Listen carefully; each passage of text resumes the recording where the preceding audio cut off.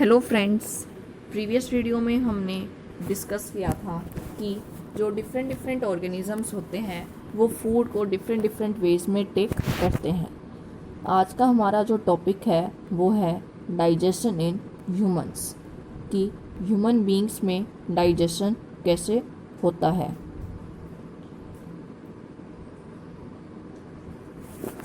Topic 2.2 digestion in humans.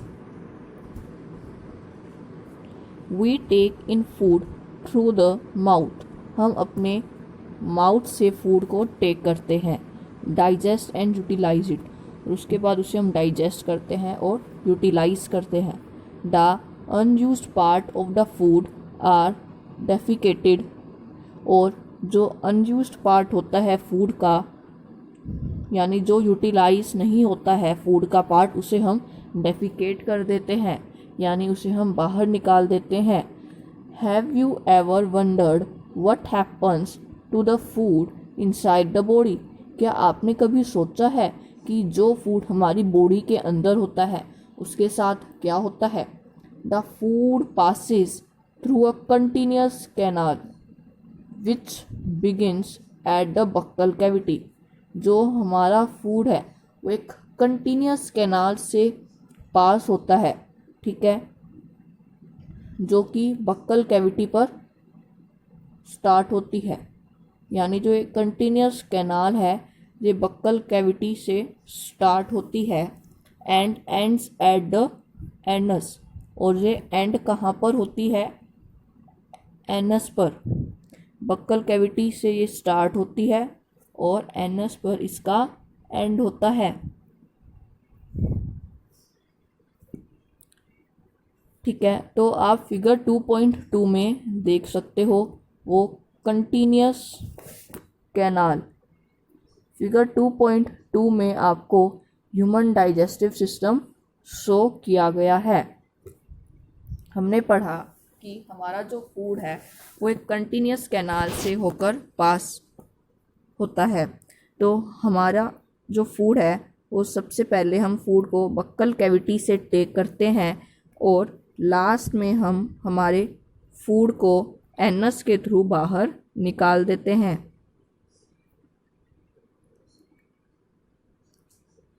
तो हमने सबसे पहले फूड माउथ के अंदर लिया, उसके बाद हमारा जो फूड है वो ओइसोफेगस से पास होगा, यानी फूड पाइप से पास होगा। उसके बाद वो स्टमक के अंदर आ जाएगा और स्टमक से वो स्मॉल इंटेस्टाइन के अंदर आएगा।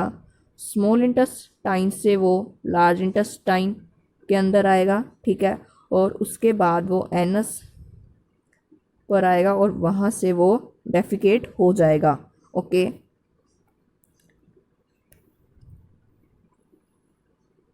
The canal can be divided into various compartments. जो कैनाल है उसे वेरियस कंपार्टमेंट्स में डिवाइड किया गया है। हमने अभी पढ़े कौन कौन से कंपार्टमेंट्स है। Buccal cavity, second is food pipe, third is stomach, fourth is small intestine and fifth one is large intestine and sixth is anus. कि जो ये कैनाल है इसे वेरियस कंपार्टमेंट्स में डिवाइड किया गया है। सबसे पहला जो कंपार्टमेंट है वो है बक्कल कैविटी। बक्कल कैविटी का मतलब होता है ओरल कैविटी यानी माउथ। सेकंड है फूड पाइप, फूड पाइप यानी ओइसोफेगस, ठीक है। थर्ड इज स्टमक, फोर्थ है स्मॉल इंटेस्टाइन, फिफ्थ है लार्ज इंटेस्टाइन जो कि रेक्टम पर एंड होता है, and sixth one is anus जहाँ से हमारा जो अनयूटिलाइज्ड फूड है वो डेफिकेट हो जाता है। Is it not a very long path? These parts together form the alimentary canal digestive tract. जो ये सारे के सारे पार्ट्स होते हैं ये मिलकर एक एलिमेंट्री कैनाल बनाते हैं जिसे हम बोलते हैं डाइजेस्टिव ट्रैक्ट। ओके, क्या बोलते हैं? Digestive tract. The food components gradually get digested as food travels through the various components। जो हमारे फूड के कंपोनेंट्स होते हैं ये डाइजेस्ट होते रहते हैं जैसे वो वेरियस कंपोनेंट्स से पास होते हैं। The inner walls of the stomach and the small intestine, जो स्टमक और स्मॉल इंटेस्टाइन की वॉल्स होती है, स्टमक और स्मॉल इंटेस्टाइन की जो वॉल्स होती है वहाँ पर बहुत सारे ग्लैंड्स होते हैं। Various glands associated with the canal, कौन कौन से ग्लैंड्स होते हैं, जैसे कि salivary glands, liver and pancreas. और जो ये ग्लैंड्स होते हैं ये सेक्रीट करते हैं डाइजेस्टिव जूसेस, ठीक है, सेक्रीट्स डाइजेस्टिव जूसेस। अब जो ये डाइजेस्टिव जूसेस है इनका क्या फंक्शन होता है, ये डाइजेस्टिव जूसेस जो है वो कम्प्लेक्स कंपोनेंट ऑफ फूड को सिंपलर कंपोनेंट्स में कन्वर्ट कर देते हैं। The digestive juices convert complex substances of food into simpler ones। complex component of food जो है वो simple substances में convert हो जाते हैं। The digestive tract and the associated glands together constitute the digestive system। जो हमारा digestive tract है और जो ये हमारे glands है ये मिलकर बनाते हैं digestive system, जैसा कि हमने फिगर 2.2 में देखा था। यहाँ पे आपको ग्लैंड्स भी दिखाए गए हैं। देखिए यहाँ पे सेलिवरी ग्लैंड्स, ये हमारे माउथ के अंदर ही प्रेजेंट होता है, ये सलाइवा सेक्रीट्स करता है। उसके बाद आपको यहाँ पर लीवर भी दिखाया गया है, ये स्टमक के अपर पार्ट पे होता है। उसके बाद पैंक्रियाज जो है वो स्टमक के नीचे होता है। ओके, एक बार हम इसे फिर से ऑब्जर्व करेंगे।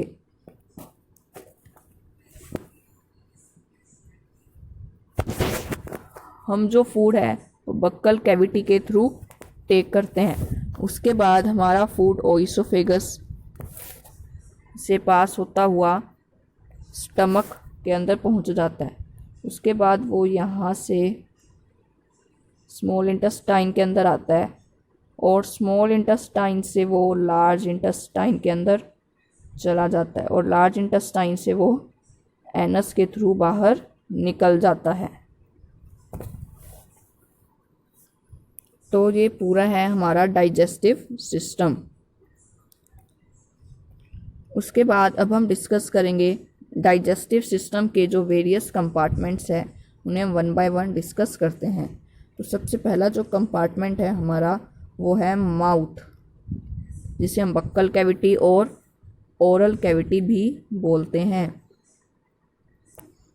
माउथ के अंदर आपकी टोटल 3 चीज़ें हम पढ़ेंगे, ठीक है। हम वन बाय वन उन्हें डिस्कस करते हैं। Food is taken into the body through the mouth, हम फूड को बॉडी के अंदर लेते हैं माउथ की हेल्प से। The process of taking food into body is called injection, हम फूड को बॉडी के अंदर लेते हैं, इस प्रोसेस को बोलेंगे हम इंजेक्शन। क्या बोलेंगे? Ingestion. We chew the food with the teeth and break it down mechanically into simple pieces, हम फूड को च्यू करते हैं हमारे टीथ की हेल्प से, ठीक है, और उन्हें हम सिंपल सब्सटेंसेस में कन्वर्ट कर देते हैं, स्मॉल पीसेस में कन्वर्ट कर देते हैं। Each tooth is rooted in a separate socket in the gums, कि हमारा जो हर एक टूथ होता है, जो दांत होता है, वो फिक्स्ड होता है एक अलग अलग सॉकेट के अंदर, जैसा कि हम फिगर 2.3 में देख सकते हैं। Our teeth vary in appearance and perform different functions, हमारे जो टीथ होते हैं वो दिखने में भी अलग अलग होते हैं और उनके फंक्शंस भी डिफरेंट डिफरेंट होते हैं, और इसी के अकॉर्डिंग उन्हें हमने डिफरेंट डिफरेंट नेम्स भी दिए हैं। आइए अब हम देखते हैं फिगर 2.3। फिगर 2.3 में आपको क्या दिखाया गया है? टीथ की अरेंजमेंट और उनके डिफरेंट डिफरेंट टाइप्स। आप ये देख सकते हैं, ये जो है, ठीक है, और हमारी टोटल 2 जार्स होती हैं और एक जो में टोटल 16 टीथ होते हैं। और अगर 2 जार्स होती है तो टोटल हमारे 32 टीथ होते हैं। ठीक है, तो देखिए जो फ्रंट के ये 4 टीथ्स हैं, ये फ्रंट के जो 4 टीथ्स हैं ये है इंसीजर्स। इन्हें हम कहते हैं इंसीजर्स। इंसीजर्स का क्या वर्क होता है, ये फूड को कट करते हैं और बाइटिंग में हेल्प करते हैं। ओके, उसके बाद है जो इंसीजर्स के साइड में 1 टीथ है, ये है कैनायंस। ठीक है, ये होते हैं टीयरिंग टीथ, इनसे हम फूड को टीयर करते हैं। उसके बाद जो 2 टीथ्स हैं कैनायंस के साइड में, ये है हमारे प्रीमोलर। इनका काम होता है फूड को च्यू करना और उन्हें ग्राइंड करना। उसके बाद जो 3 टीथ्स हैं